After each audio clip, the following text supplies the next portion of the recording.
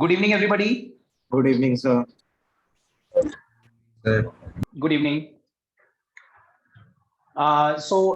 इससे पहले कि हम आज का सेशन स्टार्ट करें, let us revise the last session. Abhiraj, क्या आप मुझे बता सकते हैं लास्ट क्लास हमने स्टार्ट कहां से करी थी और एंड कहां पे करी थी?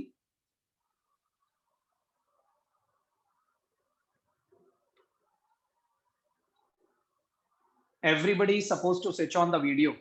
हाँ अभिराज.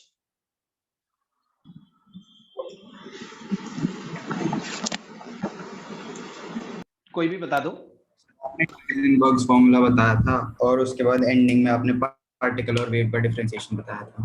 ठीक है, ठीक है. सो देखिए, मैं आपको एक बार रिकॉल करवा दूं कि द लेटेस्ट एटॉमिक मॉडल जो हम लोगों ने रिसेंटली पढ़ा था, that was the bourse theory of circular orbit. और हमने लास्ट क्लास में डिस्कस करे थे दो ऐसे प्रिंसिपल्स, दो ऐसी थ्योरीज जिन्होंने बोर्स थ्योरी को कॉन्ट्राडिक्ट करा था. यू ऑल नो कि बोर ने अपने एटॉमिक मॉडल में फिक्स्ड सर्कुलर ऑर्बिट्स की बात करी थी. बोर ने हमें ये बताया कि एटम के अंदर सेंटर में न्यूक्लियस होता है एंड न्यूक्लियस के अराउंड फिक्स्ड सर्कुलर ऑर्बिट्स में the electrons keeps on revolving, and as long as an electron remain in its own orbit, it never radiate any energy. It keeps on revolving with the fixed energy. And bore ने हमें ये भी बताया कि किस orbit में electron मिलेगा, उस ऑर्बिट का रेडियस कैसे निकालें. He also gave us a formula to calculate the radius. इसी पॉइंट को कॉन्ट्राडिक्ट करा हाइसेनबर्ग्स प्रिंसिपल ने as well as de Broglie's dual nature of matter. Heisenberg's principle के अकॉर्डिंग आप लोगों ने पढ़ा था कि it is not possible to determine both position and velocity of a moving microscopic particle simultaneously and accurately. कोई electron जैसा छोटा सा माइक्रोस्कोपिक पार्टिकल अगर मोशन में है तो हम उसकी एग्जैक्ट पोजीशन, एग्जैक्ट वेलोसिटी का भी पता ही नहीं लगा सकते, बिकॉज अगर हम उसकी पोजीशन पता लगाने के लिए उसके ऊपर लाइट इरेडिएट करेंगे तो लाइट से ही एनर्जी एब्जॉर्ब करके वो अपनी जगह से डिस्प्लेस हो जाएगा. तो हाइसेनबर्ग का कॉन्ट्रडिक्शन ये था कि इलेक्ट्रॉन की जब हम एग्जैक्ट पोजीशन ही नहीं पता लगा सकते तो बोर ने फिक्स्ड सर्कुलर ऑर्बिट का कॉन्सेप्ट कैसे इंट्रोड्यूस कर दिया. बोर को कैसे पता चल गया कि किस ऑर्बिट में इलेक्ट्रॉन होगा और किस ऑर्बिट में नहीं होगा. ठीक है, तो हाइसेनबर्ग ने बोर के ऑर्बिट के कॉन्सेप्ट को कॉन्ट्रडिक्ट कर. And the same type of contradiction was also raised bye de Broglie. de Broglie's dual nature of matter में हमें ये पढ़ाया गया कि whenever a microscopic object is in motion, जब भी कोई माइक्रोस्कोपिक ऑब्जेक्ट मोशन में होता है तो it not only behaves like a particle but it also behaves like a wave. de Broglie ने हमें बताया कोई भी माइक्रोस्कोपिक ऑब्जेक्ट पार्टिकल नेचर तो पोजेस करता ही है क्योंकि उसके पास मास है, लेकिन उसके पास एक वेव नेचर भी होती है और वो वेव नेचर बढ़ती जाएगी. The lambda will go on increasing जैसे जैसे मास डिक्रीज होगा. हमने फॉर्मूला पढ़ा था lambda is equal to h upon mc. ठीक है, so mass is inversely related to wavelength. जब माइक्रोस्कोपिक ऑब्जेक्ट्स होते हैं जिनके पास मास बहुत कम होता है, लाइक इलेक्ट्रॉन. इलेक्ट्रॉन आपको पता है बहुत ही माइक्रोस्कोपिक टाइनी सा पार्टिकल होता है जिसका मास बहुत ही नेग्लिजिबल होता है. एंड जस्ट इमेजिन कि अगर इलेक्ट्रॉन का मास नेग्लिजिबल होगा तो लैम्डा बहुत ज्यादा हो जाएगा, और अगर इलेक्ट्रॉन के पास लैम्डा होगा यानी कि वेवलेंथ होगी तो फिर इलेक्ट्रॉन एक कांस्टेंट रेडियस में तो घूमेगा ही नहीं ना. It will follow a wave like path. ठीक है, इस तरह से देखिए, अगर ये न्यूक्लियस है और न्यूक्लियस के अराउंड ये सर्कुलर ऑर्बिट है तो de Broglie का ये मानना था कि इलेक्ट्रॉन एक कांस्टेंट रेडियस के साथ इसमें रिवॉल्व नहीं करता, बल्कि electron keeps on fluctuating by forming crest and trough. Electron को इस तरह से फ्लो करना चाहिए. इट वाज एक्सपेक्टेड कि इलेक्ट्रॉन इस तरह से फ्लो करना चाहिए. तो de Broglie ने भी कहा कि हम फिक्स सर्कुलर ऑर्बिट की बात तो कर ही नहीं सकते क्योंकि इलेक्ट्रॉन एक फिक्स्ड ऑर्बिट में तो रहता ही नहीं है. वो तो वेव लाइक कैरेक्टर फॉलो करता हुआ कभी एक्सिस के ऊपर भी जाता है, कभी एक्सिस के नीचे भी जाता है. तो इलेक्ट्रॉन के लिए एक फिक्स्ड ऑर्बिट की बात मत करिए, बल्कि इलेक्ट्रॉन के लिए एक रीजन की बात करिए. आप यहां से यहां तक का एक रीजन डिफाइन कर लीजिए कि इस रीजन में इलेक्ट्रॉन कहीं पे भी हो सकता है, बट एक फिक्स्ड स्पेस आप श्योरिटी के साथ कभी नहीं बता सकते कि इलेक्ट्रॉन कहां होता है. तो both Heisenberg and de Broglie, they contradicted, they opposed the concept of orbits and they supported the concept of orbitals. Orbital की definition मैंने आपको लिखवा दी थी. Orbital is a wide region around the nucleus where the probability of finding an electron is maximum. क्या मैंने orbital की definition आप सब लोग को लिखवा दी थी? Yes, sir. Yes, sir, लिखवा दी थी. तो पहले तो सब लोग बताइए, हाइसेनबर्ग्स प्रिंसिपल और de Broglie's dual nature में कोई डाउट तो नहीं है आप लोगों को? No sir. नो सर, नहीं. ठीक है. अब देखिए, लास्टली हमने क्या स्टार्ट करा था.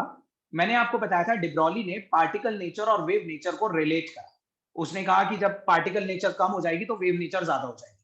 तो इस कॉन्सेप्ट को और बेटर समझने के लिए हम पार्टिकल और वेव्स में डिफरेंसेस भी डिस्कस कर रहे थे। हमें ये फाइंड आउट करना था कि what are the main differences between a particle and a wave. तो मैंने 3 डिफरेंसेस आपको बताए थे। पहला डिफरेंस याद रखिएगा, पार्टिकल्स हैव मास। पार्टिकल्स के पास मास होता है, but waves have no mass. Waves just एक फ्लो ऑफ एनर्जी होती है, उसमें कोई मास नहीं होता। दूसरा मैंने आपको बताया था, पार्टिकल्स कैन बी लोकलाइज्ड।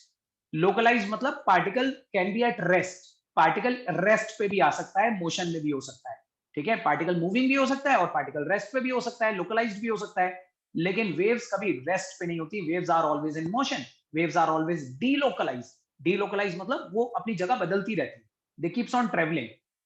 और तीसरा डिफरेंस, किसी को याद है मैंने तीसरा डिफरेंस क्या बताया था? Particles cannot super impose. Particles can हाँ, नॉट सुपर। मैंने आपको एक एग्जांपल दिया था कि अगर मेरे हाथ में ये एक पेपर वेट रखा हुआ है, तो एग्जैक्ट ये एक पार्टिकल है, ये एक जगह ऑक्यूपाई कर रहा है, एग्जैक्टली इसी जगह पे मैं दूसरा पेपर वेट तो नहीं रख सकता। मैं दूसरा पेपर वेट इसके ऊपर रख सकता हूं, इसके आगे पीछे कहीं रख सकता हूं, लेकिन इसी जगह पे तो नहीं रख सकता ना। दो पार्टिकल सुपर इंपोज तो नहीं कर सकते, लेकिन वेव्स सुपर इंपोज कर सकती हैं। अगर एक जगह पे एक वेव ट्रेवल कर रही है, तो बिल्कुल उसी जगह पे एक दूसरी वेव भी ट्रेवल कर सकती है, उसी जगह पे मल्टीपल वेव्स ट्रेवल कर सकती हैं, because waves never occupies space. Waves can super impose and they can coexist together. तो मैंने ये 3 डिफरेंसेस आपको पार्टिकल और वेव्स के बीच में बताए थे। क्या यहीं तक करा था हमने, या इसके बाद भी कोई टॉपिक स्टार्ट कर दिया था? यहीं तक ठीक, आप देखिए आज की क्लास कंटिन्यू करते हैं। अभी मैंने आपको पार्टिकल और वेव के बीच में डिफरेंस बताया। इसमें से जो वेव है ना, वेव, उसको हमें डिटेल में पढ़ना है इस चैप्टर में। We have to study every detail about a wave. हमें ये देखना है वेव क्या होती है, वेव कितने टाइप्स की होती हैं, और वेव की कैरेक्टरिस्टिक्स क्या क्या होती है। तो एक हेडिंग डालिए वेव। सब लोग एक हेडिंग डालिए वेव। आज के सेशन में हम वेव के बारे में पढ़ेंगे। देखते हैं आपको क्या क्या मालूम है वेव के बारे में।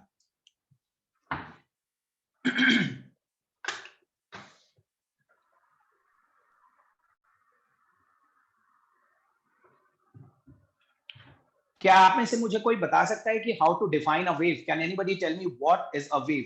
वेव की डेफिनेशन किसी को मालूम है? Flow of energy. Sir, a wave is a बोलिए वंश।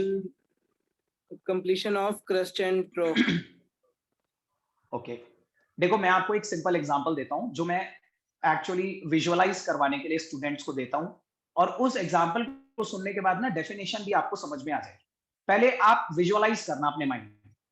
सपोज कीजिए देयर इज अ लेक, एक लेक है, एक पॉन्ड है। There is a point with a still water. उसके अंदर का वाटर बिल्कुल स्टिल है, कोई मोशन नहीं है वाटर में। एंड जस्ट इमेजिन कीजिए आप उस पॉन्ड में यू थ्रो अ स्टोन। आप एक स्टोन थ्रो करते हो उस पॉन्ड में। तो बताइए ऑब्जर्व क्या करोगे? एक पहले पानी बिल्कुल स्टिल था, आपने अचानक से उसमें एक स्टोन थ्रो करा, तो as soon you will throw the stone, तो आप क्या देखेंगे? उसमें रिपल्स जनरेट हो। रिपल्स देखोगे ना, जैसे आप पानी में, स्टिल पानी में वो स्टोन थ्रो करोगे तो आप रिपल्स जनरेट होते हुए देखोगे। वो रिपल्स कैसे जनरेट हो रहे होंगे? सर्कुलर फॉर्म में, सेंटर से, जहां पे हमने स्टोन थ्रो करा वहां सेंटर से सर्कुलर फॉर्म में वो स्प्रेड आउट होंगे। ठीक है, एक छोटा सर्कल बनेगा, उसके बराबर एक बड़ा सर्कल बनेगा, उसके बराबर एक बड़ा सर्कल बनेगा। आप देखोगे वो सर्कल्स की फॉर्म में रिपल्स सेंटर से बाहर की तरफ स्कैटर होंगे। वो एक वेव। तो उसी के कंपैरिजन में क्या हम वेव को इस तरह से डिफाइन कर सकते हैं कि wave is a continuous disturbance in space which originate from a vibrating source, जो किसी वाइब्रेटिंग सेंट्रल सोर्स से ओरिजिनेट होती है, एंड इट फ्लोज आउटवर्ड। वो बाहर की तरफ फ्लो करती है, बाहर की तरफ ट्रेवल करती है। Wave is a continuous disturbance in space that originate from some vibrating source and it travel outwards, it spread outwards. बताइए आपको ये डेफिनेशन समझ में आ रही है वेव की? Yes yes sir. Yes, sir. Everybody? नहीं Ananya, Yes, sir. Ishita, Ishita, yes sir आ रही है। किसी ने नहीं आ रही है बोला है? मनन? नहीं है। देखो मनन, एक बार फिर से सुनो।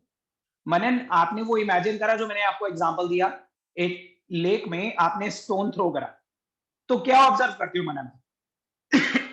The ripples. रिपल्स आपने देखे होंगे कि किस तरह से बनते हैं। ठीक है। Yes, sir.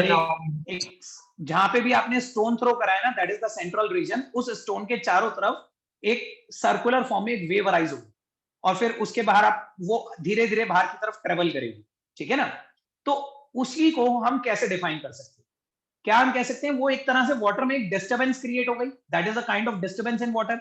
तो हम ये कहते हैं कि wave is a continuous disturbance in space. Wave is a continuous disturbance in space that originate from some vibrating source, जो किसी सेंट्रल वाइब्रेटिंग सोर्स से ओरिजिनेट होती है और जो बाहर की तरफ ट्रेवल करती है, ठीक है। तो वेव एक ऐसी कॉन्टिन्यूअस डिस्टर्बेंस है जो किसी सेंट्रल सोर्स से ओरिजिनेट होके विच ट्रेवल आउटवर्ड्स। क्लियर है? Yes, sir. ठीक है।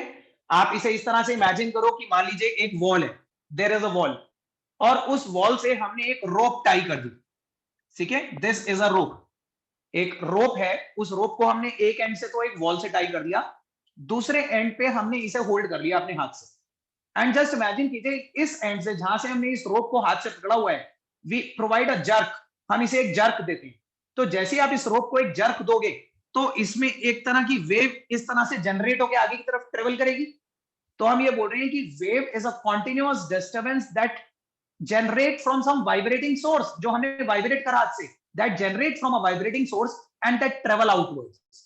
तो वेव एक ऐसी कॉन्टिन्यूअस डिस्टर्बेंस है जो किसी सेंट्रल वाइब्रेटिंग सोर्स से जनरेट होती है और बाहर की तरफ ट्रेवल करती है। तो बताइए सब लोगों को समझ में आया? Yes, sir. Yes, sir. Yes, sir. तो वेव Yes, की sir. वेव की डेफिनेशन लिखिए, सब लोग वेव की डेफिनेशन लिखिए। Wave is a continuous disturbance in space. Wave is a continuous disturbance in space. Wave is a continuous disturbance in space which originate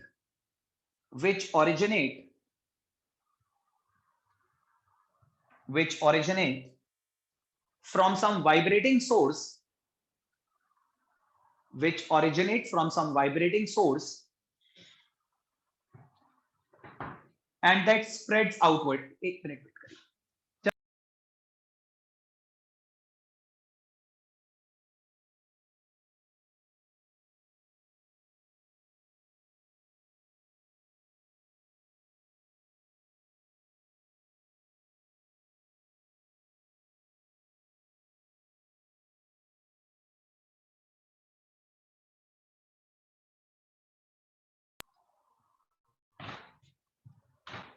तो एक बार फिर से डेफिनेशन सुन लीजिए इनकेस अगर किसी की कंप्लीट नहीं हुई तो। Wave is a continuous disturbance in space which originate from some vibrating source and which spread outwards या which travel outwards, so सब लोगों ने डेफिनेशन लिखी, क्लियर है? Is it clear to everybody? Yes, sir. Yes, sir. Yes, sir. अब देखिए ये जो वेव होती हैं, वेव मेनली दो टाइप्स की होती है। There are two types of waves, जिसमें से हम एक ही टाइप इस चैप्टर में पढ़ेंगे। मैं आपको दोनों टाइप्स के नाम बता रहा हूं, but we are supposed to study just one type of wave in this chapter. Waves को दो ब्रॉड कैटेगरीज में क्लासिफाई करा जाता है। The first type of waves are electromagnetic waves. Electromagnetic waves which are also abbreviated as EM waves. Electromagnetic waves को EM waves भी कहा जाता है। And the second type of waves are matter waves.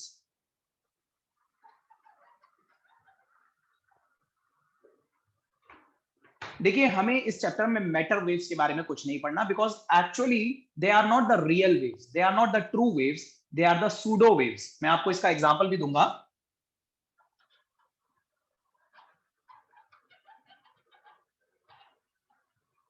आप लोगों ने सूडो का मतलब नाम सुना है? Pseudo, have you all heard the term pseudo? Yes, pseudo sir. Means Yes, sir. False. ठीक है, देखो ध्यान से सुनिएगा। मैटर वेव्स वो होती हैं जो मैटर से बनी होती है, जो छोटे छोटे माइक्रोस्कोपिक टाइनी पार्टिकल से बनी होती हैं, जो हमें नजर नहीं आते, इनविजिबल पार्टिकल्स। लेकिन वी नो कि those waves are made up of some fine particles, और वो पार्टिकल एक एंड से दूसरे एंड तक फ्लो कर रहे हैं, जैसे cathode rays. Cathode rays, if you remember, cathode rays electron से बनी हुई थी। जैसे अल्फा रेज हीलियम पार्टिकल से बनी हुई थी, ठीक है। या एनोड रेज कैटायन से बनी हुई थी, तो उनके पास मास होगा। कैथोड रेज में इलेक्ट्रॉन है तो they contain certain mass. Anode rays cation से बनी हुई है, they also contain certain mass. Alpha rays के पास, बीटा रेज के पास, ये सब मैटर वेव्स हैं because they are made up of some very fine material particles. हम उन मैटर वेव्स की बात नहीं कर रहे। हमें इस चैप्टर में we are not supposed to study any such wave जो मैटर से बनी हुई है, ठीक है। हमें EM वेव्स के बारे में पढ़ना है, ठीक है। लेकिन हेडिंग दोनों डाल लो, आप लिख लो कि waves are of two types, दोनों टाइप्स लिख लीजिए, लेकिन इनमें से हम सिर्फ इलेक्ट्रोमैग्नेटिक वेव्स को हम डिटेल में पढ़ेंगे। सो आप सब लोग लिख लो waves are of two types और ये दोनों नोट करो।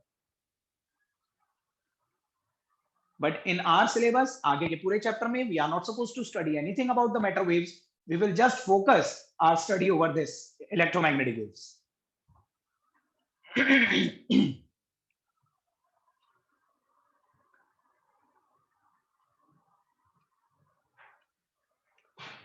दोनों टाइप्स के नाम लिखे आपने?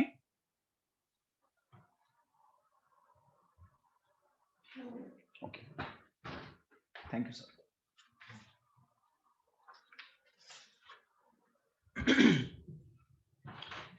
अब देखिए, लिखिए, दोनों टाइप्स नोट कर लिया आप लोगों ने, एवरीबॉडी?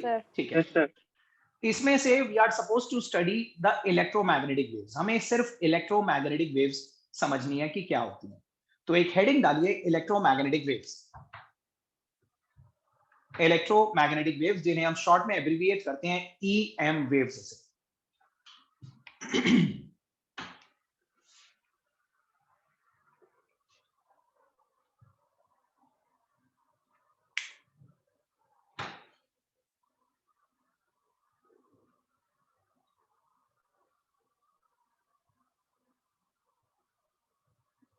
देखो, पहले आप ओरली सुनिए, मैं सब लिखवाऊंगा इसके बारे में, लेकिन पहले इलेक्ट्रोमैग्नेटिक वेव्स के बारे में ओरली सुन लीजिए सब लोग।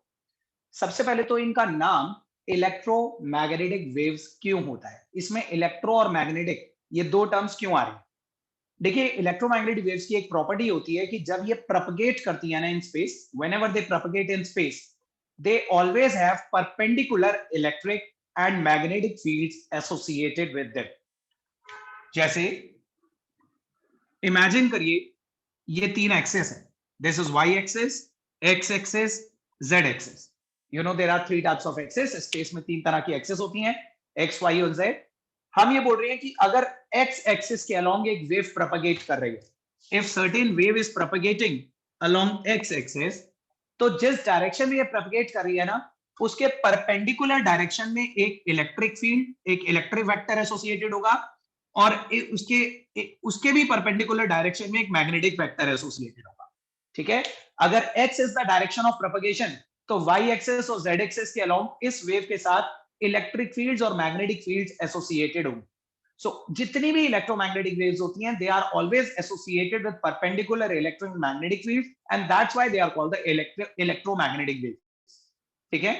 मैं अभी आपको बहुत सारे एग्जांपल दूंगा इन वेव्स के। बहुत सारी वेव्स होती हैं इलेक्ट्रोमैग्नेटिक वेव्स, बट मेन चीज नाम पे फोकस करिए। Electromagnetic waves always, they are always associated with perpendicular electric and magnetic fields, ठीक है। दूसरी चीज ये याद रखिएगा, इलेक्ट्रोमैग्नेटिक वेव्स की तीन कैरेक्टरिस्टिक्स होती हैं। जितनी भी इलेक्ट्रोमैग्नेटिक वेव्स होती हैं, दे एग्जिबिट थ्री कैरेक्टरिस्टिक्स, तीन बहुत इंपॉर्टेंट कैरेक्टरिस्टिक्स। सबसे पहली कैरेक्टरिस्टिक तो याद रखिए, the electromagnetic waves always travel with the speed of light. जितनी भी इलेक्ट्रोमैग्नेटिक वेव्स होती हैं, they always travel with the speed of light, सब स्पीड ऑफ लाइट के थ्रू ट्रेवल करती हैं। दूसरी कैरेक्टरिस्टिक याद रखिए, all electromagnetic waves they never require any medium for their propagation. इन्हें अपने प्रोपगेशन के लिए कोई मीडियम नहीं चाहिए, ये वैक्यूम में से भी ट्रेवल कर जाए। जैसे साउंड वेव्स होती हैं, साउंड वेव्स वैक्यूम में से ट्रेवल नहीं कर सकती, sound wave need a medium, ठीक है। तो साउंड वेव इलेक्ट्रोमैग्नेटिक वेव्स नहीं, लेकिन इलेक्ट्रोमैग्नेटिक वेव्स जो होती हैं वो वैक्यूम में से भी ट्रेवल कर सकती हैं, उन्हें कोई मीडियम नहीं चाहिए होता। तो पहली प्रॉपर्टी तो ये कि पहली प्रॉपर्टी तो यही थी कि they have perpendicular electric and magnetic fields associated with them. दूसरी प्रॉपर्टी थी कि दे all travel with the velocity of light, और तीसरी प्रॉपर्टी है दे never require any medium for their propagation. सही है, ये सब मैं लिखवा रहा हूं अभी। तो इलेक्ट्रोमैग्नेटिक वेव्स के अंडर लिखिए, Sir, the light is also electromagnetic wave. हाँ, light is an electromagnetic wave, और लाइट के साथ साथ जितनी भी अल्ट्रावायलेट होती है, इंफ्रारेड होती है, microwaves, cosmic rays, X rays, gamma rays, ये सब इलेक्ट्रोमैग्नेटिक रेज होती है। इलेक्ट्रोमैग्नेटिक रेडिएशन के बहुत सारे एग्जांपल हैं, मैं सब लिख पाऊंगा अभी। लाइट भी एक इलेक्ट्रोमैग्नेटिक रेडिएशन है, ठीक है। लिखिए इलेक्ट्रोमैग्नेटिक रेडिएशंस, इलेक्ट्रोमैग्नेटिक वेव्स की डेफिनेशन लिखो।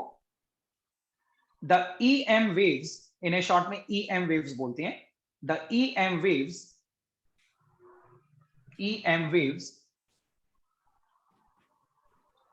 are just a flow of energy in space, are just a flow of energy in space.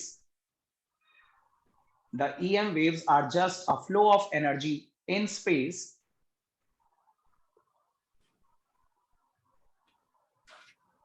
just a flow of energy in space, and they are not associated with any mass, and they are not associated with any mass. EM waves are just a flow of energy in space, and they are not associated with any mass.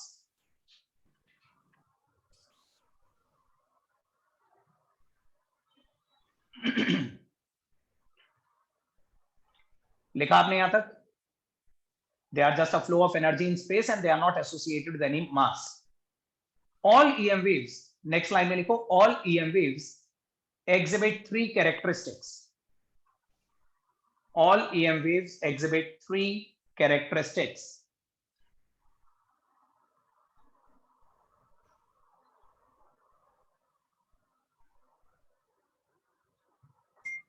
All EM waves exhibit three characteristics, और ये characteristics point wise आपने लिखनी है।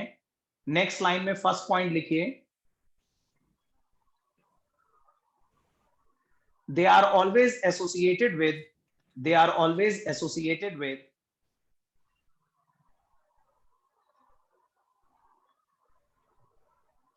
perpendicular electric and magnetic fields. They are always associated with perpendicular electric and magnetic fields.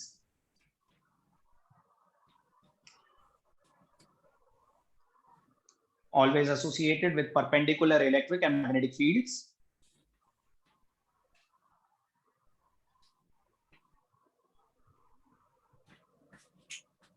Written, पहली property लिखी आपने? Yes, sir.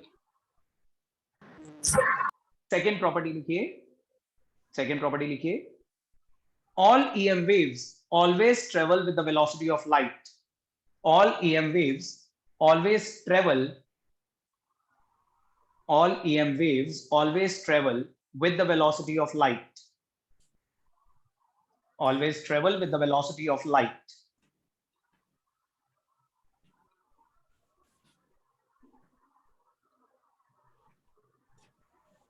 और third property लिखिए, they never require any medium for their propagation.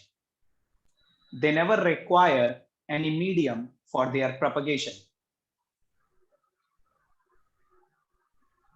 They never require any medium for their propagation.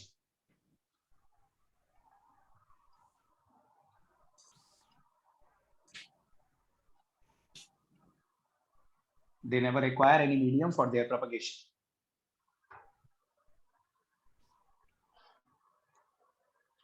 Examples लिख लीजिए कुछ electromagnetic waves के। X rays, ultraviolet rays, infrared rays etcetera. ये तो मैंने तीन ही लिखवाए हैं, अभी मैं आपको बहुत सारे एग्जांपल्स बताऊंगा। अभी हम इसकी डिटेल पढ़ेंगे। तो पहले बताइए, इलेक्ट्रोमैग्नेटिक वेव्स की आपको तीन कैरेक्टरिस्टिक्स क्लियर हैं? You are all clear with this three characteristic? एक तो इनके पास परपेंडिकुलर इलेक्ट्रिक मैग्नेटिक फील्ड्स होती हैं, they always travel with the velocity of light, and they never require any medium for their propagation. अब इन electromagnetic waves को और भी अच्छी तरह समझने के लिए, in order to understand these waves in complete totality, इनको बिल्कुल अच्छी तरह इनके बारे में सब कुछ समझने के लिए, you need to study the 5 parameters of a wave. There are 5 parameters that completely define a wave. अगर आपको किसी भी वेव को समझना है ना, तो आपको उस वेव से रिलेटेड 5 पैरामीटर्स मेजर करने आने चाहिए। 5 पैरामीटर्स ऐसी चीजें जो वेव के बारे में आपको सारा डिस्क्रिप्टिव डिटेल बताती हैं। आप सुनिएगा वो 5 पैरामीटर क्या होते हैं, सुनना और मुझे बताना इनमें, इन पांचों में से आपने कौन कौन से नहीं सुने हुए। सबसे पहले वेवलेंथ, क्या आपने सुनी है ये term wavelength? Yes, sir. Yes, sir. दूसरा फ्रीक्वेंसी, फ्रीक्वेंसी भी Yes, सुना है, sir. है ना? Yes, sir. वेलोसिटी, वेलोसिटी भी सुना है। Yes, sir. एम्पलीट्यूड, एम्पलीट्यूड भी सुना है। Yes, sir. Yes, sir. Wave number, wave number ये सुना है? No, sir. No, sir. No, sir. No, sir. Number नहीं सुना होगा। सो देखिए 5 पैरामीटर्स होती हैं जो वेव को डिफाइन करने के लिए यूज होते हैं। इसमें से आपने 4 पढ़े हुए हैं पहले, एक और नया पैरामीटर मैं आपको पढ़ाऊंगा, ठीक है? तो एक हेडिंग डालिए, characteristics of a wave, characteristics of a wave, characteristics of a wave.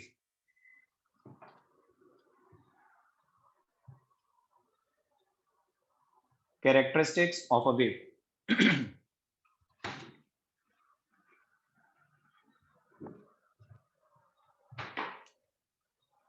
लिखिए इसके अंदर, in order to understand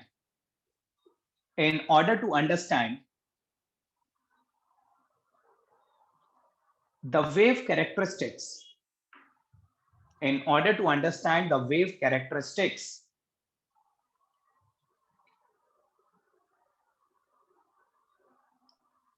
we need to measure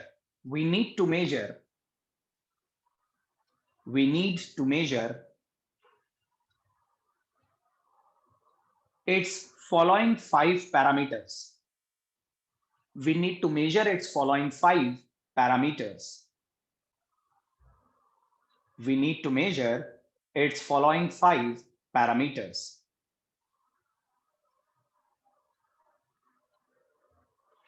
किसी भी वेव की कैरेक्टरिस्टिक्स को समझने के लिए आपको उसके 5 पैरामीटर्स मेजर करने होंगे। एक एक करके इन पैरामीटर्स की डेफिनेशन, इनका मीनिंग समझते हैं और देखते हैं इन्हें कौन सी यूनिट्स में एक्सप्रेस करा जाता है। पहले बताइए, we need to measure its following 5 parameters, यहां तक लिख लिया? Yes, sir. The first parameter is wavelength.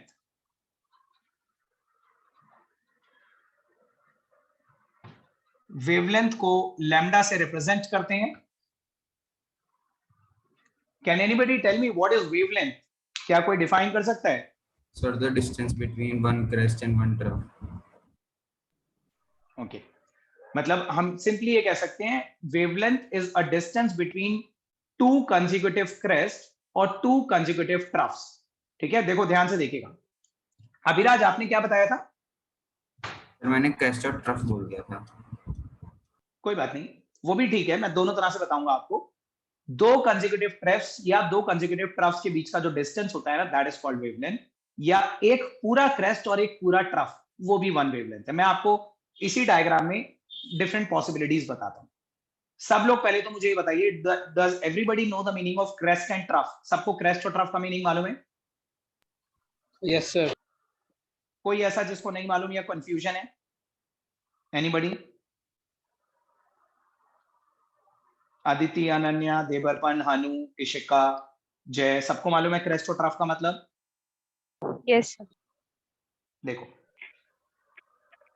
ये जो एक्स एक्सिस है ना, एक्सिस के ऊपर जो भी वेव डिस्प्लेस होके जा रही है, the height above the axis, ये तो क्रेस्ट बन रहा है, and the depth below the axis वो ट्रफ बन रहा है। ठीक है, अब एक वेव में, सोना म्यूट करिए अपने आप को। देखिए, एक वेव में ये क्रेस्ट है, इस क्रेस्ट के सेंटर से लेके अगले क्रेस्ट के सेंटर तक, यहां से यहां तक जो डिस्टेंस होता है ना, that is called 1 length, 1 wavelength. एक क्रेस्ट से अगले क्रेस्ट के सेंटर तक, ठीक है, from centre of the first crest to the centre of the next consecutive crest, या फिर from the centre of a trough to the centre of the next consecutive trough, ये भी 1 वेवलेंथ है। तो या तो आप क्रेस्ट से क्रेस्ट का डिस्टेंस ले सकते हो, या ट्रफ से ट्रफ का डिस्टेंस ले सकते हो, या फिर एक कंप्लीट क्रेस्ट और एक कंप्लीट ट्रफ, यहां से यहां तक का डिस्टेंस, यहां से यहां तक का डिस्टेंस, ये भी 1 लैम्डा है। Either way you can define it. ठीक है, तो पहले डायग्रामेटिकली बताइए, सब लोगों को समझ में आ रहा है लैम्डा क्या चीज होती है? Yes Yes, sir. sir. Yes, sir. इस डेफिनेशन कौन लिख सा लीजिए एक बार रिपीट सब करो। लोग। इशिता बोलिए दोबारा, कोई डाउट? सर एक बार रिपीट कर दो, समझ नहीं आया। देखो एक बार फिर से देखो, let me draw it again, मैं थोड़ा बड़ा बना देता हूं।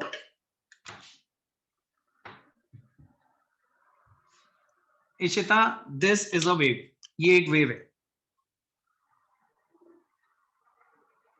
ठीक है।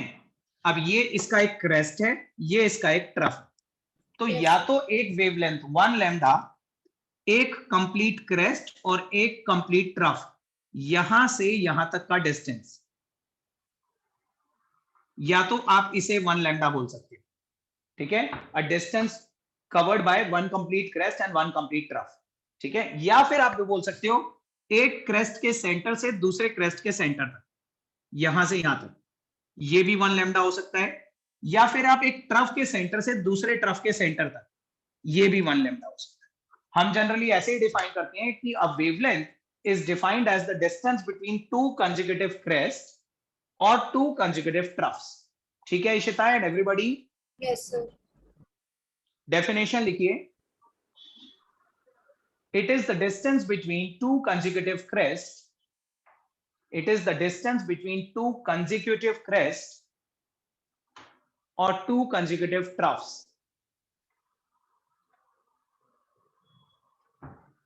It is the distance between the 2 consecutive crests,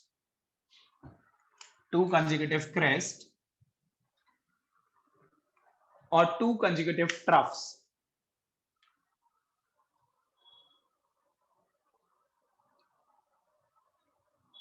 आप चाहें तो इस तरह का एक डायग्राम भी बना सकते हैं।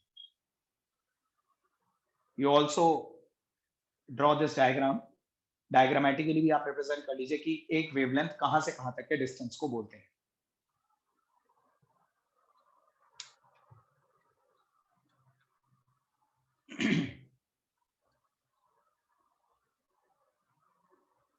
सब लोगों को डेफिनेशन, डायग्राम यहां तक क्लियर है? सबने नोट भी कर लिया? Yes, sir.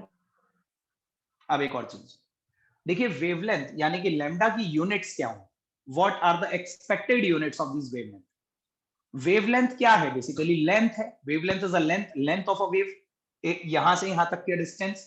और डिस्टेंस की जो लेंथ की यूनिट्स होती हैं वो क्या होती है? लेंथ की units generally centimetre, metre, kilometre, इस तरह की यूनिट्स होती हैं। लेकिन ये याद रखिएगा, generally most of the wavelength जो होती है ना, ज्यादातर जो वेव्स होती हैं वो उनकी वेवलेंथ बहुत छोटी होती है। Most of the waves they have a very tiny wavelength, तो हम इन्हें लेंथ की बहुत छोटी यूनिट्स में मेजर करते हैं, smaller units of length.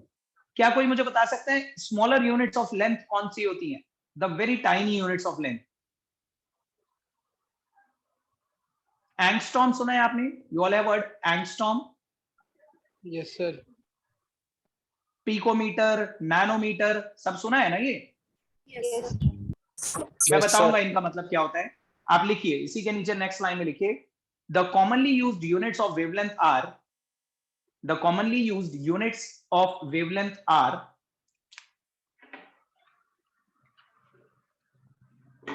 commonly used units of lambda are, देखिए 3 यूनिट्स जो हम बहुत कॉमनली यूज करते हैं, 1 nanometre is 10 raised to power minus 9 meter, 1 picometer is 10 raised to power minus 12 meter, and 1 angstrom is 10 raised to power minus 10 meter. These are the 3 commonly used units for wavelength: nanometer, picometer and angstrom. Angstrom 10 raised to power minus 10 meter को बोलते हैं, nanometer 10 raised to power minus 9 को, और picometer 10 raised to power minus 12 को. So this was the first parameter. पहला parameter जो wave को define करने के लिए हमें चाहिए होता है, दैट इज वेवलेंथ. वेवलेंथ के बाद दूसरा पैरामीटर है फ्रीक्वेंसी.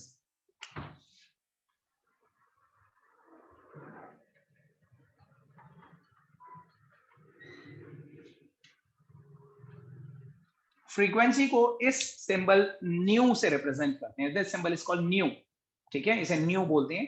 ये वी की तरह होता है लेकिन इसे वी को ऊपर से थोड़ा सा कर्व दे देते हैं, तो दिस इज फ्रीक्वेंसी। बताओ फ्रीक्वेंसी को कोई डिफाइन कर सकता है? किसी को मालूम? देखो फ्रीक्वेंसी हम तो कई बार सुना होगा, you might have all heard it many times, बहुत बार नाम सुना होगा, लेकिन एक माइंड में विजुअलाइजेशन है आपको फ्रीक्वेंसी एक्चुअली होती क्या चीज है? कोई बता सकता है मुझे बहुत clearly what is frequency? The number of complete cycle of wave in a second. Complete cycle of wave in a second, क्या मतलब हुआ इसका? इसको थोड़ा सा और स्पेसिफिकली थोड़ा सा समझाइए मुझे, देवरपन और anybody else. And the trough have are very long and have less spacing between them, then it's said to be a high frequency wave. Sir, number of जब waves crest produced. बोलो वंश। Sir, number of wave produced in 1 second. Okay So oscillation. हाँ ठीक है, और pendulum के respect में oscillations भी बोल सकते हो, ठीक है। देखिए बहुत सिंपल टर्म्स में मैं एक विजुअलाइजेशन के साथ भी आपको समझाने की कोशिश करूंगा, लेकिन एक सिंपल सी डेफिनेशन जो फ्रीक्वेंसी की होती है वो ये होती है कि it is the number of waves passing through a point in 1 second. एक सेकेंड में एक पॉइंट से कितनी वेव्स पास ऑन कर गई। मैं आपको एक एग्जांपल देके समझाऊंगा, पहले आप इसकी डेफिनेशन लिखिए। It is the number of waves, frequency की डेफिनेशन लिखो, it is the number of waves, it is the number of waves passing through a point, number of waves passing through a point in 1 second.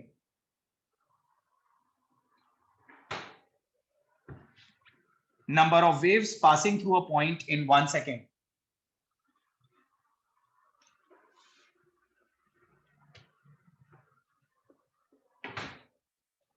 Number of waves passing through a point in 1 second. देखो again imagine करो एक ऐसा example कि यहाँ पे एक wall है, ये दिस इज अ वॉल, इस वॉल से मैंने एक रोप टाई कर दी, ठीक है, ये पूरी मैंने एक थिक सी रोप है, दिस इज अ रोप, ठीक है, एक रोप का एक एंड मैंने एक वॉल से टाई कर दिया और दूसरा एंड मैंने अपने हाथ में होल्ड करा। एंड सपोज कीजिए इस रोप में मैं यहाँ पे एक मार्क लगा देता हूँ, एक निशान लगा देता हूं इस रोप पे। जस्ट इमेजिन कीजिए जब मैं इस रोप को एक जर्क दूंगा, as soon I will give a jerk to this rope, तो इसमें वेव ट्रेवल करेंगी आगे, है ना। तो आपको ये देखना है कि ये जो आपने निशान लगा रखा है, ये जो पॉइंट मार्क कर रखा है, इस पॉइंट से कितने क्रेस्ट और ट्रफ एक सेकंड में आगे निकल गए, ठीक है। अगर इस पॉइंट से 2 क्रेस्ट और 2 ट्रफ एक सेकंड में आगे निकल गए तो हम कहेंगे इसकी फ्रीक्वेंसी 2 है, 2 वेव्स पर सेकेंड, ठीक है। तो number of waves passing through a given point in 1 second, आपने कोई एक पॉइंट मार्क कर दिया, आपको काउंट करना है एक सेकंड में वहां से कितनी ज्यादा वेव्स पास ऑन होंगी। जितनी ज्यादा से ज्यादा वेव्स एक सेकंड में एक पर्टिकुलर पॉइंट से पास ऑन हो जाएंगी, हम कहेंगे उतनी हाई फ्रीक्वेंसी वेव, ठीक है। So the frequency is simply defined as the number of waves passing through a point in 1 second. और फ्रीक्वेंसी की कॉमनली यूज्ड यूनिट्स क्या होती हैं? Can anybody tell me what are the units of frequency? Hertz. Hertz. Cycles per second. Kilohertz, megahertz या cycle per second. लिखिए, सब लोग लिखिए। The commonly used unit for frequency are, the commonly used units of frequency, the commonly used units of frequency are 1 cycle per second. 1 cycle per second is also known as 1 hertz. Cycle per second और hertz एक ही बात होती है, या kilo hertz, 1 kilohertz is 10⁻³ hertz. 1 megahertz is 10⁻⁶ hertz, ठीक है। तो kilo hertz, mega hertz या हर्ट्ज, जिसे हम पर सेकेंड भी बोलते हैं, वेव्स पर सेकेंड या साइकिल पर सेकेंड, वो कॉमनली यूज्ड यूनिट्स होती हैं frequency. After frequency the third parameter to define a wave is velocity. तीसरा पैरामीटर है velocity.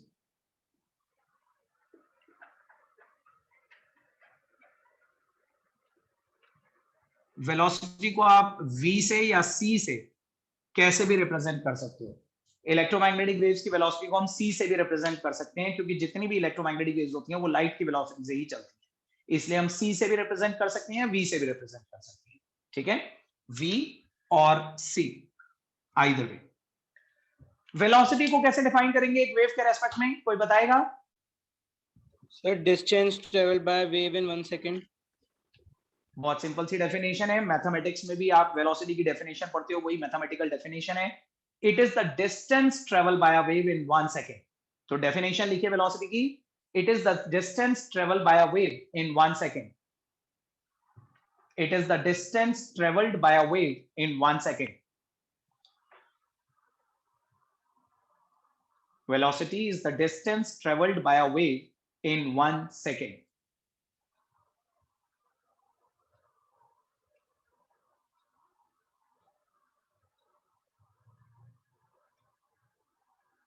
Distance traveled by a wave in 1 second. लिखा सबने?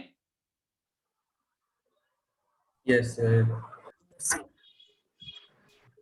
अब देखिए, आप सभी लोगों ने पढ़ा है, मैंने पहले भी 1-2 क्लासेस में आपको बताया है। अब तक जो मैंने 3 पैरामीटर्स बताए, वेवलेंथ, फ्रीक्वेंसी और वेलोसिटी, वेवलेंथ, फ्रीक्वेंसी और वेलोसिटी, उनके बीच में एक रिलेशनशिप होती है। The relationship between all the above 3 parameters is that कि न्यू जो फ्रीक्वेंसी होती है, frequency is velocity upon wavelength, frequency is c by lambda. तो ये एक रिलेशनशिप याद रखिएगा, फ्रीक्वेंसी, वेलोसिटी और वेवलेंथ के बीच में। वेलोसिटी यहाँ पे कांस्टेंट है, वेलोसिटी इज कांस्टेंट, तो बेसिकली आप कह सकते हैं frequency is inversely related to wavelength. Frequency और वेवलेंथ इनवर्सली रिलेटेड होती हैं। वेवलेंथ जितनी कम होगी, यानी कि जितने छोटे छोटे क्रेस्ट और ट्रफ होंगे, उतनी ज्यादा फ्रीक्वेंसी हो जाएगी। After this, the fourth parameter to define a wave is wave number. Wave number. Wave number को न्यू बार से रिप्रेजेंट करते हैं। ये जो फ्रीक्वेंसी का सिंबल होता है ना, उसी के ऊपर बार लगा देते हैं, न्यू बार, न्यू बार। देखो, वेव नंबर आप बोल रहे हो ना कि आप लोगों ने पहले कभी नहीं सुना। वेव नंबर बहुत सिंपल सा मीनिंग होता है, पहले आप इसकी डेफिनेशन लिखिए। It is the number of waves per centimetre. It is the number of waves per centimetre. Definition लिखो, it is the number of waves per centimetre.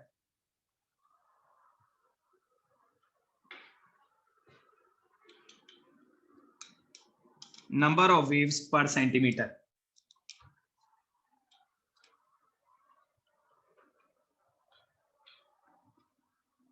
Number लिखी सबने definition, it is the number of waves per centimetre.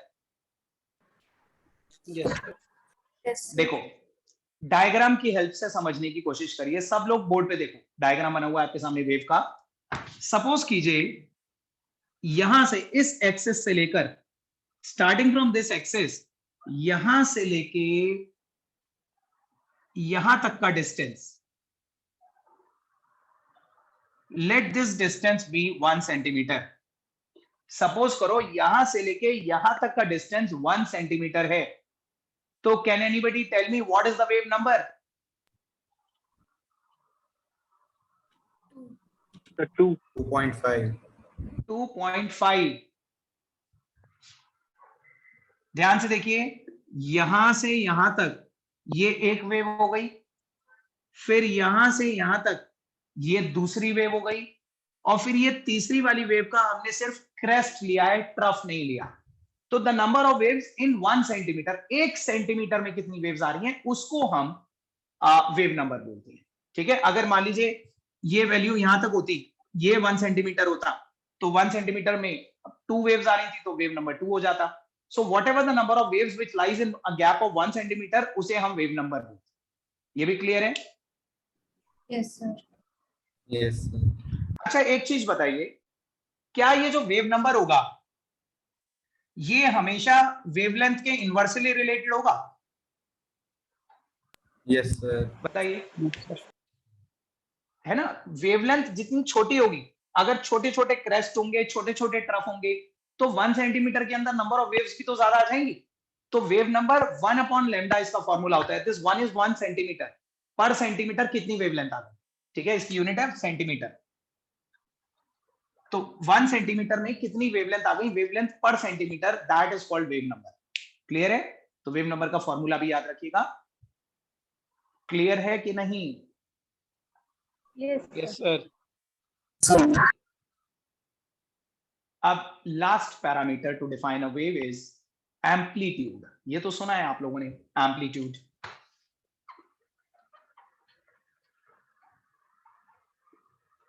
Amplitude को हम ए से represent करते हैं। Amplitude is represented by A, and amplitude को बहुत सिंपल टर्म्स में हम डिफाइन करते हैं। It is the maximum displacement of a wave on either side of the axis. Axis के ऊपर कितनी हाइट अटेन करी, यहां से यहां तक की ये जो हाइट है ये, या एक्सिस के नीचे कितनी डेप्थ अटेन करी, इस मैक्सिमम डेप्थ या मैक्सिमम हाइट को एम्पलीट्यूड कहा जाता है। Amplitude is the maximum displacement of the wave on either side of the axis. किसी भी साइड पे मैक्सिमम कितना ऊपर तक डिस्प्लेस हुई, वो एम्पलीट्यूड है। तो एम्पलीट्यूड का मतलब सबको मालूम है ना? लिखा हूं इसकी डेफिनेशन। Sir, हाँ जी, sir, amplitude can also be defined as the depth of crest and trough. हाँ वही तो बोल रहा हूं मैं। It is the height of crest और द डेप्थ ऑफ ट्रफ। या तो क्रेस्ट की हाइट या ट्रफ की डेप्थ, वो एम्पलीट्यूड है। और इन वेरी सिंपल टर्म्स हम इसे बोलते हैं, it is the maximum displacement of the wave on either side of the axis. ठीक है, तो डेफिनेशन लिखिए। It is the maximum displacement of a wave, it is the maximum displacement of a wave, maximum displacement of a wave on either side of the axis, on either side of the axis.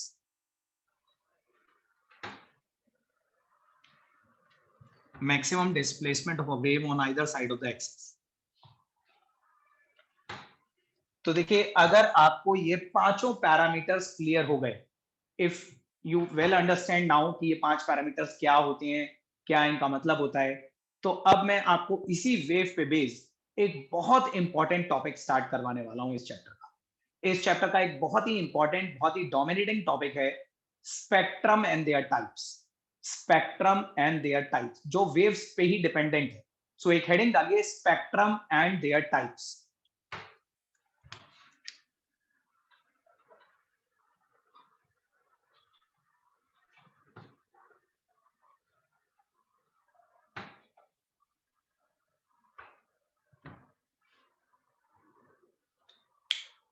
Spectrum and there types. देखिए, ये spectrum is a common term, आप सभी लोगों ने ये नाम पहले भी सुन रखा होगा, स्पेक्ट्रम। क्या आप में से किसी को मालूम है कि स्पेक्ट्रम क्या होता है? What is a spectrum? So the colorful band of colors obtained Yes, sir. after passing of white light through a prism. Dispersion of light. देखो, आप ये स्पेक्ट्रम की डेफिनेशन नहीं बता रहे, ये आप मुझे स्पेक्ट्रम का एक एग्जांपल बता रहे, ठीक है? वंश, आपने बताया कि अ बैंड ऑफ 7 कलर्स, जब हम प्रिज्म में से एक लाइट पास करते हैं तो बैंड ऑफ 7 कलर मिलता है, वो एक स्पेक्ट्रम होता है। आपने यही बताया ना वंश? Yes, sir. इशिता, आपने भी यही बात बोली, and most of the students यही सोच रहे होंगे कि बैंड ऑफ 7 कलर्स या जो रेनबो आपको मिलता है, वो रेनबो भी एक स्पेक्ट्रम है। वो भी एक स्पेक्ट्रम है, लेकिन वो स्पेक्ट्रम की डेफिनेशन नहीं है, वो स्पेक्ट्रम का एग्जांपल है। अच्छा, आप मुझे बताइए, मैं आपको 4-5 स्पेक्ट्रम बता रहा हूं, नाम सुनिएगा, मैं कुछ स्पेक्ट्रम के नाम बोल रहा हूं। एक होता है लाइन स्पेक्ट्रम, लाइन स्पेक्ट्रम। एक होता है कॉन्टिन्यूअस स्पेक्ट्रम। एक होता है एब्जॉर्प्शन स्पेक्ट्रम, एब्जॉर्प्शन। एक होता है एमिशन स्पेक्ट्रम। क्या आप मुझे बता सकते हो वंश, वो जो बैंड ऑफ 7 कलर वाला है, वो उनमें से कौन सा है? Line spectrum, continuous spectrum, absorption spectrum, emission spectrum, कौन सा spectrum?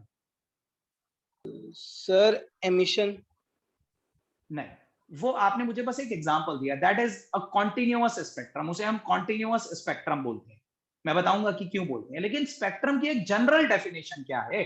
What is the meaning of spectrum? तो एक जनरल डेफिनेशन लिखिए स्पेक्ट्रम की, लिखिए spectrum is a sequential arrangement, spectrum is a sequential arrangement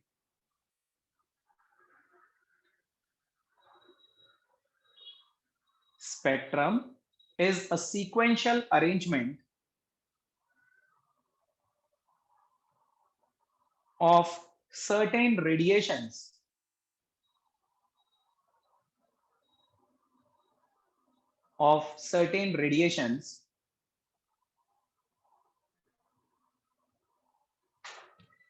in order of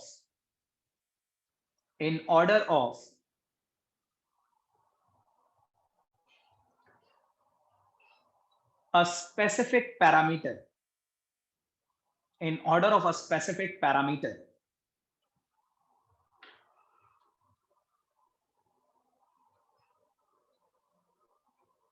in order of a specific parameter. एक बार फिर से चेक करिए डेफिनेशन, और मैं आपको इसके एग्जांपल्स देके भी एक्सप्लेन करूंगा. Spectrum is a sequential arrangement of certain radiations, sequential arrangement of certain radiations in order of a specific parameter.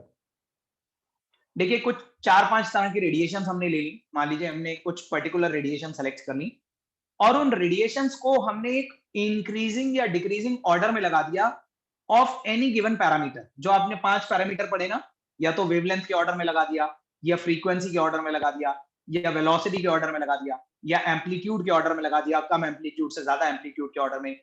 कुछ भी रेडिएशंस को, सर्टेन रेडिएशंस को किसी भी एक पैरामीटर के इंक्रीजिंग या डिक्रीजिंग ऑर्डर में अरेंज कर देना, that arrangement is called a spectrum. Spectrum होता है वेरियस टाइप की रेडिएशंस को एक ऑर्डर में अरेंज कर देना. किस चीज के ऑर्डर में? किसी भी एक पैरामीटर के ऑर्डर, चाहे वो वेवलेंथ का ऑर्डर हो, या वो फ्रीक्वेंसी का इंक्रीजिंग ऑर्डर हो, या एम्पलीट्यूड का इंक्रीजिंग ऑर्डर हो. किसी भी एक पैरामीटर के ऑर्डर में वेव्स को अरेंज कर देना, that arrangement is called a spectrum.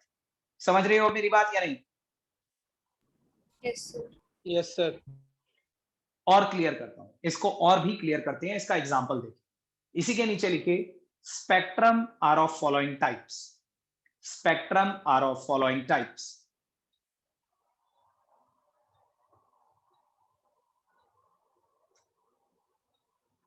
Spectrum are of following types.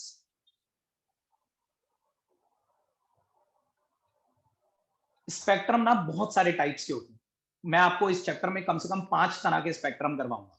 लेकिन सबसे पहले जो हम, द वेरी फर्स्ट स्पेक्ट्रम जो हम पढ़ने जा रहे हैं, दैट इज इलेक्ट्रोमैग्नेटिक स्पेक्ट्रम. पहला स्पेक्ट्रम हेडिंग डालिए, इलेक्ट्रोमैग्नेटिक स्पेक्ट्रम.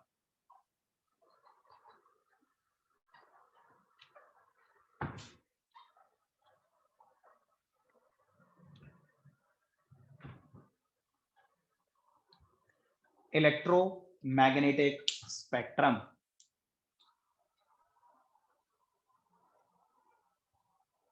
इसकी डेफिनेशन लिखो. It is the arrangement of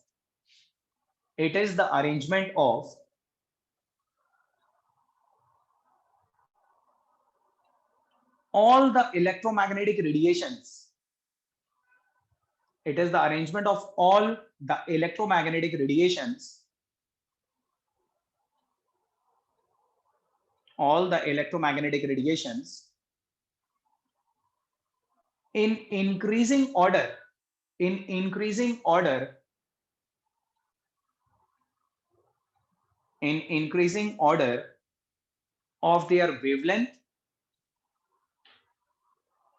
in increasing order of their wavelength,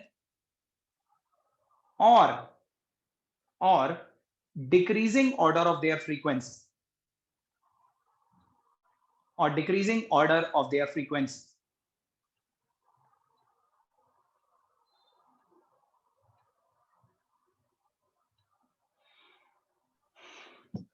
sir एक बार रिपीट कर दो. एक बार मैं फिर रिपीट कर रहा हूं, चेक कर लीजिए. It is the arrangement of all the electromagnetic radiations. It is the arrangement of all the electromagnetic radiations in increasing order of their wavelength, or decreasing order of their frequency. in increasing order of their wavelength or decreasing order of their frequency.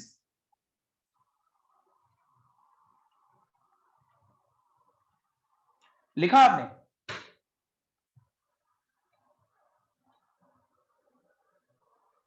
लिखा? Yes, sir. देखो सबसे ज्यादा पूछा जाता है ये topic exam में, what is an electromagnetic spectrum and draw it. Draw भी करने को आएगा, तो मैं आपके सामने एक इलेक्ट्रोमैग्नेटिक स्पेक्ट्रम ड्रॉ कर दिखा रहा हूं कि कैसा होता है। आप ये मत सोचो कि आपको कुछ कलर नजर आने वाले हैं। इलेक्ट्रोमैग्नेटिक स्पेक्ट्रम का मतलब होता है जितनी भी इलेक्ट्रोमैग्नेटिक रेडिएशन है उन्हें कम वेवलेंथ से ज्यादा वेवलेंथ की तरफ एक ऑर्डर में अरेंज कर दें। आप ध्यान से देखिए, सबसे पहले होती है यहाँ, ये नजर आ रहा है ना यहां तक, कॉस्मिक रेज। कॉस्मिक रेज के जस्ट आगे होती हैं गामा रेज। गामा रेज के बाद एक्स रेज, एक्स रेज के बाद अल्ट्रावायलेट रेज, अल्ट्रावायलेट रेज के बाद visible radiations, visible raise, visible raise के बाद इंफ्रारेड रेज, इंफ्रारेड रेज के बाद माइक्रोवेव्स, और माइक्रोवेव्स के बाद रेडियो वेव्स।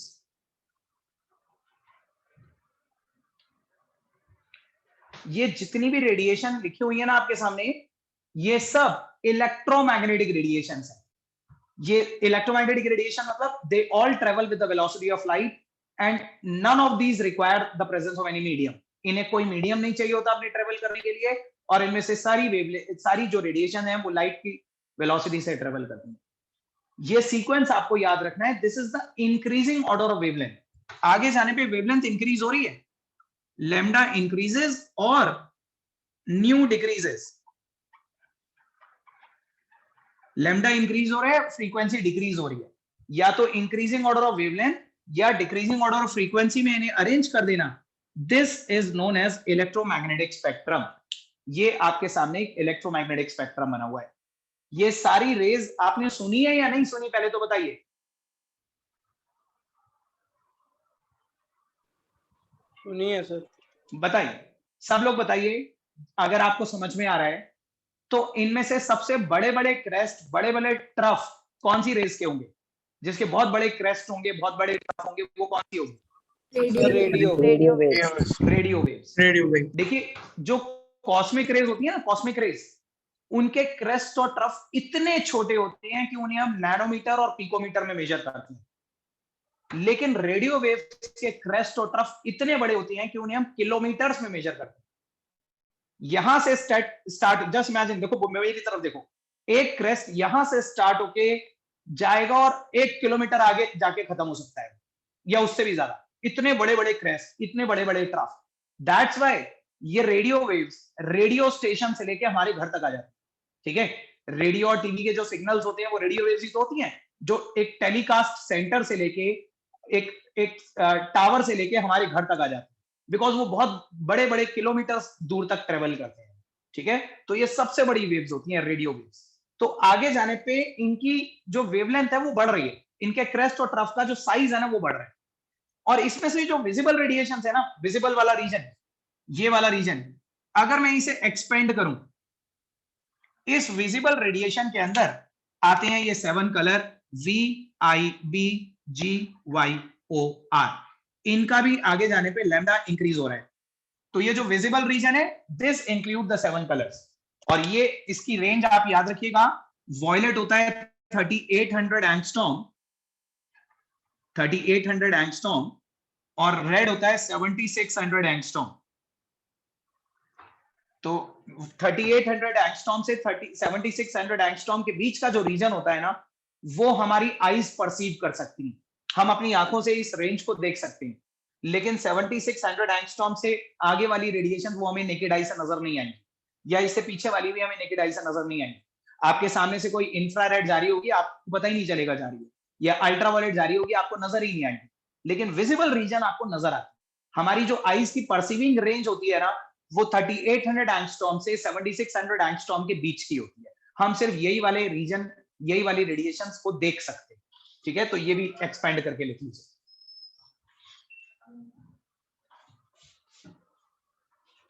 नोट करा सबने? Yes sir. तो कोई डाउट तो नहीं है इससे related? Electromagnetic spectrum is clear to everybody? Yes, sir. तो ठीक है, आज आप लोग इतना कर लीजिए। नेक्स्ट क्लास में will continue with more type of spectrums, और भी डिफरेंट टाइप के स्पेक्ट्रम्स हम कंटिन्यू करेंगे। Okay okay sir. Okay, sir. Good evening bye everybody. Sir. Evening sir. Thank Good you. evening, sir. ये चैप्टर कब तक खत्म होगा? अभी तो चैप्टर में थोड़ा सा टाइम और लगेगा। आपका एग्जाम आ रहा है क्या कोई? यस, एग्जाम है, यूटीज है स्कूल में। कब है? डेट मैं आपको बताऊं। हाँ मनन, मैं एक मिनट बता रहा हूँ आपको। सर मतलब मेरे भी यूटीज की approximate डेट बता आ दो। गई। कब है? सर- कब है ये चैप्टर, कब आए? सर 2 अगस्त को। 28 जुलाई। अरे उससे पहले मैं खत्म करवा दूंगा, उससे पहले चिंता मत करो, सर खत्म हो सर जाएगा। मेरे भी सर 26 जुलाई से है सर, फर्स्ट पेपर केमिस्ट्री का ही है। और उसमें क्या क्या आ रहा है? सर उसमें सर अभी बताया नहीं है सिलेबस। सेकंड चैप्टर तो आ ही रहा होगा, हम खत्म कर लेंगे, कोई बात नहीं, डजंट मैटर। ओके ठीक है, हम इसे खत्म कर लेंगे। हाँ जी अदिति, सर थर्ड चैप्टर भी आ रहा है और आपके एग्जाम्स की डेट क्या है?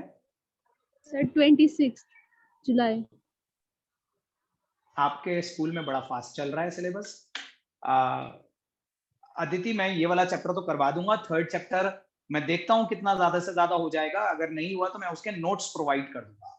ठीक है, और मैं कोशिश करूंगा वीडियो लेक्चर्स भी अगर मेरे पास हो, उसके रिकॉर्डेड वीडियो लेक्चर्स, तो वो भी दे दूंगा। ओके चलिए, good evening everybody. Good evening.